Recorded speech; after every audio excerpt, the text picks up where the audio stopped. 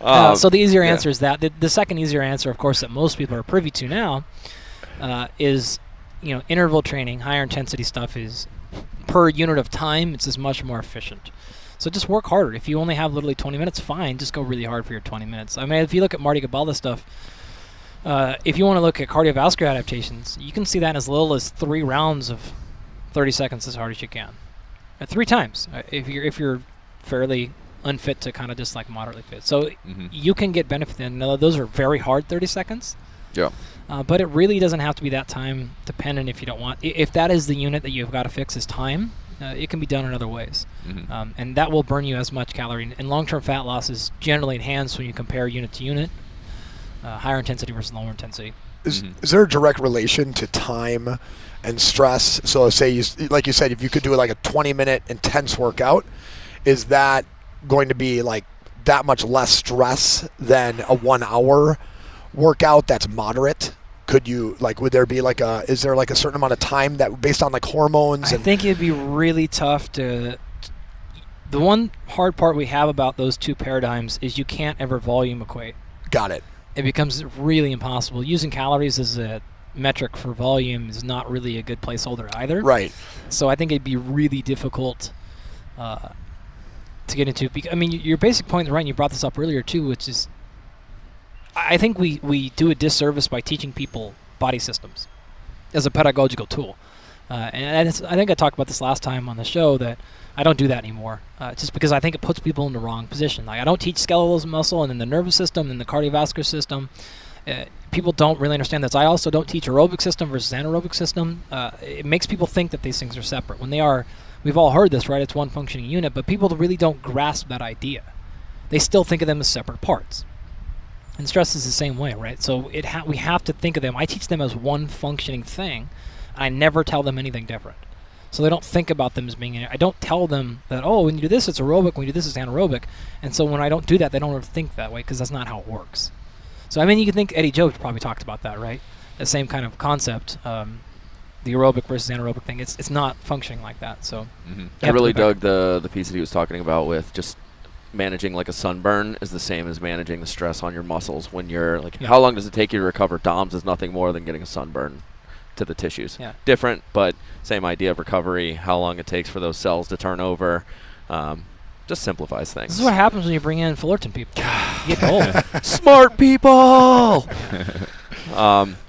When we get into nutrition, though, these people on these boats, they're out to sea. What in these jacked up schedules, is there a way that they can kind of manage? Is it a macronutrient being slightly under? I feel like the amount of stress we talk about and how they're able to manage that is a systems approach, and it's probably not just, yes, their schedule sucks, but how can they fuel themselves? Is it a higher carbohydrate piece, higher fat piece, longer sustainable energy? You're rolling your eyes. I don't know. I don't know what the food's like. Yeah. You know what I mean? So my It's default. probably not great, is it?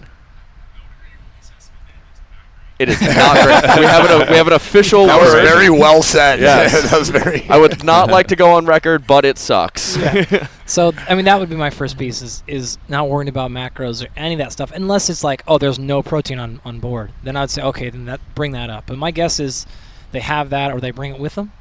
They can bring their own protein stuff. So it's probably fine. I would default to, okay, are you going to get fresh? Well, probably not. Like, you going to get fresh kale? Guessing that's not going to happen. Like, you're on a boat in the ocean for months. Like, this is not going to, or on a shift or whatever. So the quality piece to me would be much more impactful than anything else, is trying to do what you can to manage quality. I don't remember the exact study, but this was years ago that I heard this, but it was something along the lines of sleep-deprived people almost always eat more carbohydrates than they do when they're not sleep-deprived, or people that aren't sleep-deprived when they make those comparisons. So that's probably one thing to consider, is knowing that if you're in a situation where you're going to be sleep-deprived, that you are automatically going to gravitate towards refined carbohydrates and sugars just as a natural consequence, whether you want to or not. People just tend to do it. Yeah. So understanding that's the case, and then actively trying to prevent that by just saying, okay, like, I'm having this craving, I know this is what typically happens, I'm not going to do it, and I'm going to go eat something that's higher protein, higher healthy fats. That's what I call my G.I. Joe rule. Remember G.I. Joe, right? What's half the battle? Knowing. Hey, this somebody's guy, on this board, guy right? watched cartoons I when didn't he was a have kid. the I didn't have the G.I. G.I. Joe Joe. reference. I'm sorry. Are you kidding me? That's why I gave you that stupid look like someone saved me. I don't know. Knowing What does G.I. Joe is half do? the battle. Will we get thrown off base if we toss him off a real fast? I mean, just like we'll get him back real fast. All credibility is gone now. But yeah, your point's right. That's my trigger for sure. I'm obviously very good with nutrition.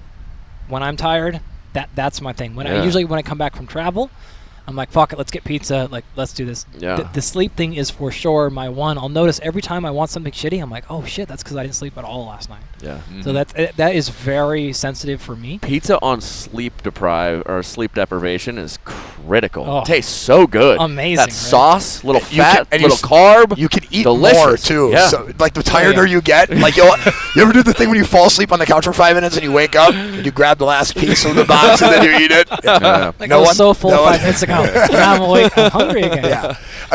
I was listening to Dr. John Berardi, and he was actually talking about food quality, and he talked about the differences, obviously, with like organic and everything. But he brought up, using like phytonutrients, so like Yeah. greens, energies, Totally.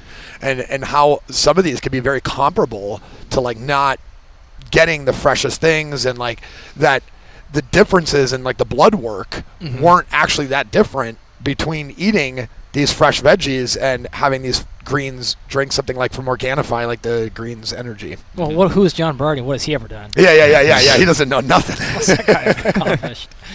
No, I mean, like, you have to be careful there, but I would fundamentally agree. Yeah. He as just opposed- he has this saying like consistency, not novelty, leads to uncommon results, and he kind of just talks about how like if you can't have this consistency in the sense of like this fresh food. Well, here's like the science that kind of went behind like if you actually supplemented your protein with supplements, you supplemented, with veggie, based things, blood work wise, not totally different. Yeah. Not that much different. The only issue I have with that is blood work is not necessarily a good surrogate. Yeah. Right. So be careful there. So in other words, I don't want people listening to be like, you know what? That's right. I don't want vegetables. I'll just take my green Organifi thing, then I'm good. Like I'll just eat pizza and like as long as I get my green thing in. Adam told me it's the same thing. Right. John Berardi said it's the same thing. Yeah. It's not the same thing. The more and more we learn, I think I said this last time. I can't remember, but look at Graham Close's work with vitamin D. Graham has done the most work with vitamin D and came out last year with a new paper. Was like, oh fuck, I think we've been measuring vitamin D wrong the whole time. Great. So now what's your blood work look like when you measure the right thing? Now it turns out there's a big difference, or there isn't. I don't know, but the tests are not perfect. They're extremely flawed. The same thing with the gut microbiota tests. Any of the blood work stuff we're on, I mean, most people have heard of LDL. Right? Oh, no, it's the particle size. And there's vitamin part. Okay, we get that now. We didn't know that a few years ago. So we're only as good as the tests, and the tests are not very good yet. And they probably never will be. So we have to be a bit careful in saying, well, it's the exact same thing. And I'm sure that's not what John said. Yeah. I'm sure not he the did. exact. He just similar and But I'm saying that, I guess, is like anyone at home that thought they heard Totally, that. yeah. Like, you did not hear that.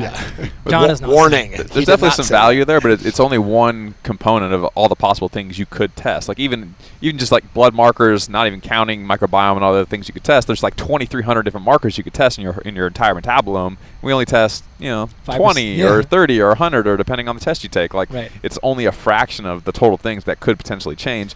And even if those things are changing, we still don't really know what it all means. No clue. No clue at all. Generally, we're so lost with that nutrition. The other stuff I say all the time is like, okay, we don't know what to test. We don't even know what that stuff means. And we don't know what's good. I don't know what's good for you. Yeah. I don't know where your blood work should be at. And anyone that says any different, like, that's a lie. I don't know. Those normative values are not based on really what you look like, not based on your heritage, all those things. So it's we have to be very careful with that. And it's almost like sometimes it's better to just leave the testing alone and say, okay, we probably know eating vegetables better than taking a vegetable supplement. Dude, all the normative value stuff. Like, when Craziness. you're looking at blood markers or something similar, where it's very intangible, it's like you're looking at LDL particle size, and you're like, oh, you're within the normal range, you're fine. You're like, okay, great, this is awesome. Yeah. But if you take it out of that context and you put it into the physical world, and you say, okay, well, what's the average mile time? I've said this on the show before. I think the average mile time between someone like the entire population, the range is going to be like 5 minutes to 20 minutes. And so if you go do your mile time and then you go to your doctor and say, I got a mile time, it was 1650. They'd be like, oh, you're within the normal range. You're totally fine. You're fit. Get out of here. It's like, well, okay, I'm not dead, Yeah. and I'm within the normal range. Certainly